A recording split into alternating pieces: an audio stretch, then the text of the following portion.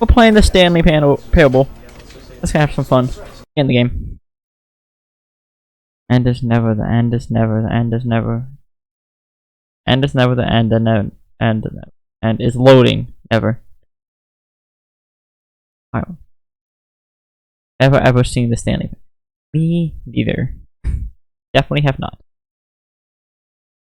I've heard some things about it. The only things I've heard is Stanley, and loading takes 7 years.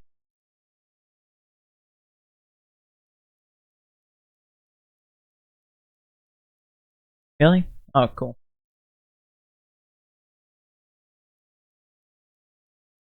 Then I have one more game, if it only takes an hour. Do do do do do. This is the story of a man named Stanley. Stanley worked for a company in a big building where he was employee number 427. 427. Employee number 427's job was simple. That's terrible cable. He sat at his desk in room 427 and he pushed buttons on a keyboard. Orders came to him through a monitor on his desk, telling him what buttons to push, how long to push them, and in what order. This is what employee 427 did every day of every month of every year. And although others might have considered it soul-rending, Stanley relished every moment that the orders came in, as though he had been made exactly for That's this a very good job. question. And Stanley Well, he had to press them down for was so long, so he didn't have to like actually type. And then one day, something very peculiar happened. Something happened? that would forever change Stanley. Something he would never quite forget. He had been at his desk for nearly an hour when he realized that not one single order had arrived on the monitor for him to follow. True. No one had showed up to give him instructions, call a meeting, or even say hi. Never in all his years at the company had this happened, this complete isolation. Something was very clearly wrong. Shocked, frozen solid, Stanley found himself unable to move for the longest time. But as he came to his wits and regained his senses, he got up from his desk and stepped out of his office. Why am I so fucking fast?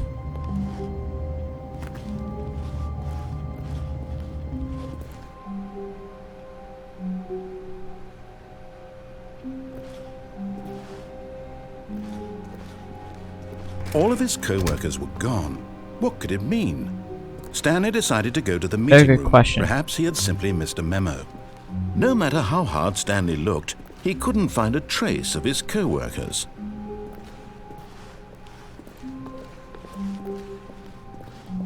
That is very bright out.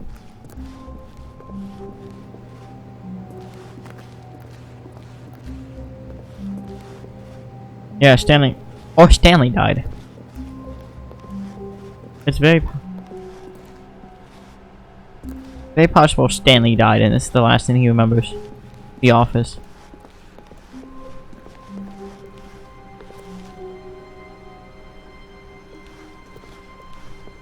When Stanley came to a set of 2 open doors, he entered the door on his left.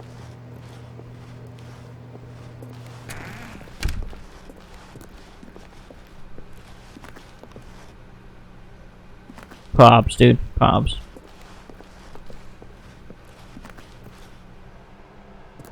Yet there was not a single Tips person for here not getting either. fired. Feeling a Arkless. wave of disbelief, Stanley decided to go up to his boss's office, hoping he might find an answer there.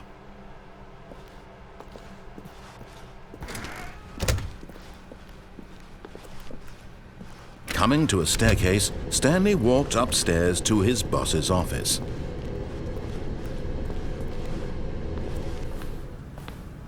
Hella fancy. Bathroom.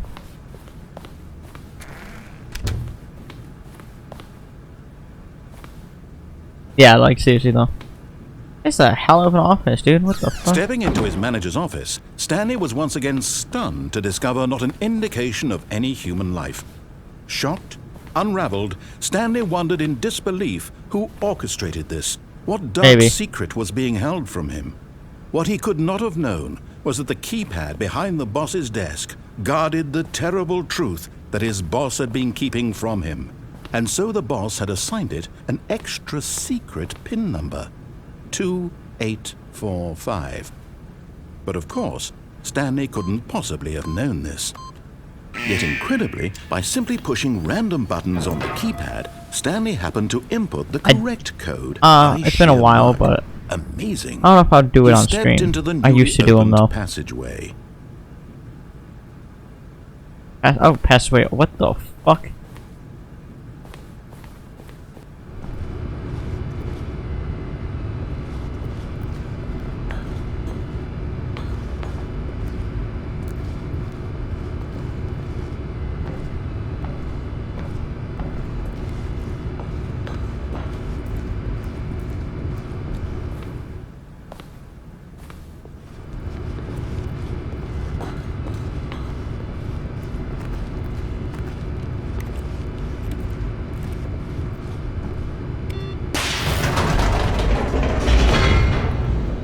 And Stanley's left. That would be wild.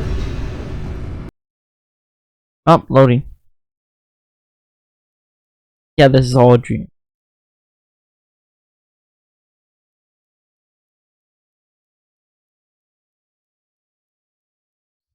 Descending deeper into the building, Stanley realized he felt a bit peculiar. It was a stirring of emotion in his chest, as though he felt more free to think for himself, to question the nature of his job. Why did he feel this now, when for years it had never occurred to him? This question would not go unanswered for long. Alright. Stanley walked straight ahead through the large door that read Mind Control Facility. Hey, yo, what? Escape? No, we're gonna keep going.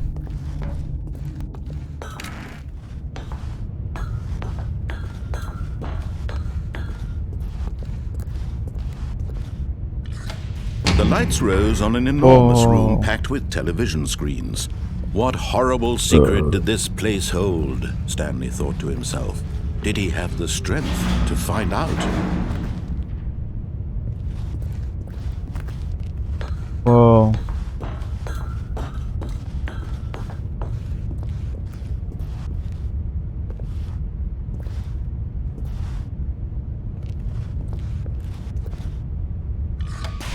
Now the monitors jumped to life. Oh, Their one true fired. nature revealed. Each bore the number of an employee in the building, Stanley's co-workers. The lives of so many individuals reduced to images on a screen, and Stanley, one of them, eternally monitored in this place where freedom meant nothing. My God.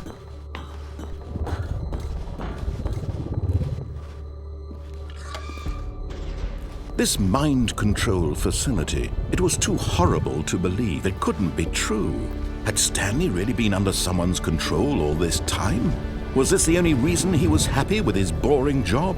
That his emotions had been manipulated to accept it blindly?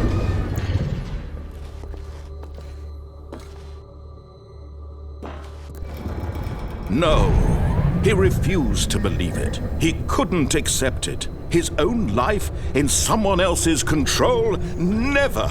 It was unthinkable, wasn't it? Was it even possible? Had Very. he truly spent his Matrix has entire taught me many life things in this utterly level. blind to the world? But here was the proof. The heart of the operation. Controls labeled with emotions. Happy, or sad, or content. Walking, eating, working. All of it monitored and commanded from this very place. And as the cold reality of his past began to sink in, Stanley decided that this machinery would never again exert its terrible power over another human life. For he would dismantle the controls once and for all.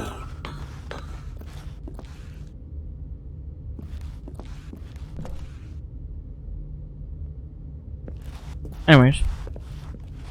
That's going up.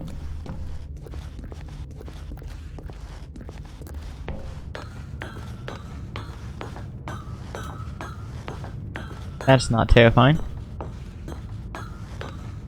And when at last he found the source... Probably should have waited. Is that it?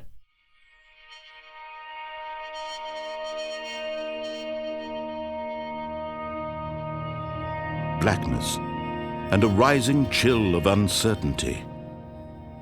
Was it over? Yes! He had won! He had defeated the machine, unshackled himself from someone else's command. Freedom was mere moments away. And yet, even as the immense door slowly opened, Stanley reflected on how many puzzles still lay unsolved. Where had his co-workers gone? How had he been freed from the machine's grasp? What other mysteries did this strange building hold? But as sunlight streamed into the chamber, he realized none of this mattered to him, for it was not knowledge or even power that he had been seeking, but happiness. Perhaps his goal had not been to understand, but to let go. No longer would anyone tell him where to go, what to do, or how to feel. Whatever life he lives, it will be his. And that was all he needed to know. It was perhaps the only thing worth knowing. Stanley stepped through the open door. Stanley felt the cool breeze upon his skin, the feeling of liberation, the immense possibility of the new path before him. This was exactly the way, right now, that things were meant to happen. And Stanley was happy.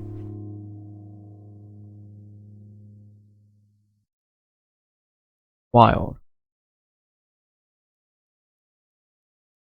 Did I actually just beat him?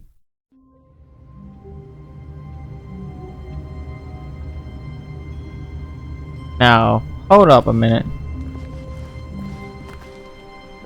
All of his co-workers were gone. What could it mean? Stanley decided to go to the meeting room. Perhaps he had simply missed a memo. Okay. When Stanley came to a set of 2 open doors, he entered the door on his left. Nope, this way. This was not the correct way to the meeting room, and Stanley knew it perfectly well. Perhaps he wanted to stop by the employee lounge first, just to admire it. Ah, yes, truly a room worth admiring. It had really been worth the detour after all, just to spend a few moments here. But eager to get back to business, Stanley took the first open door on his left.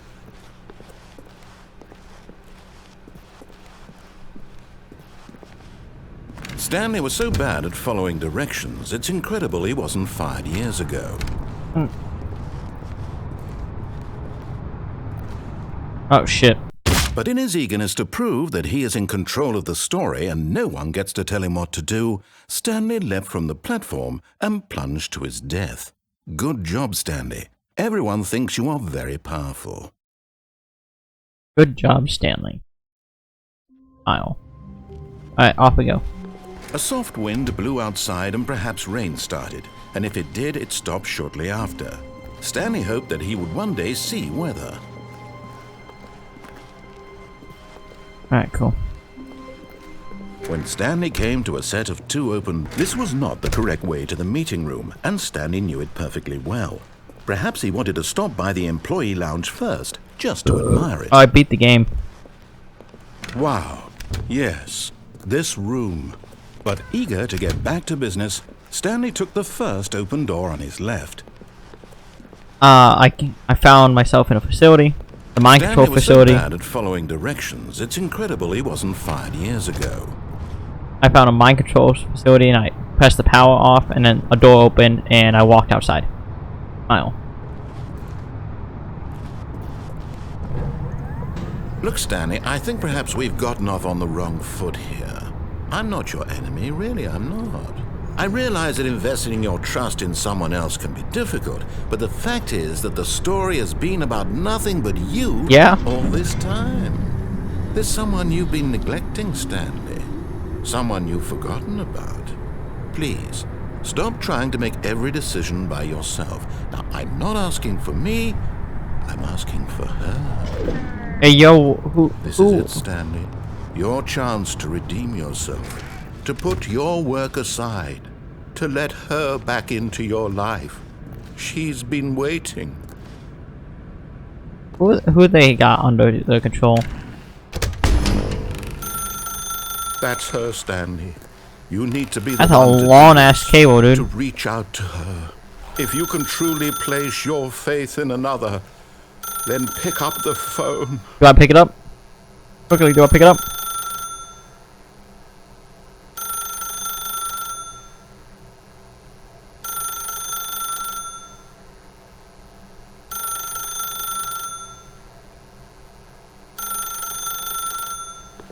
What?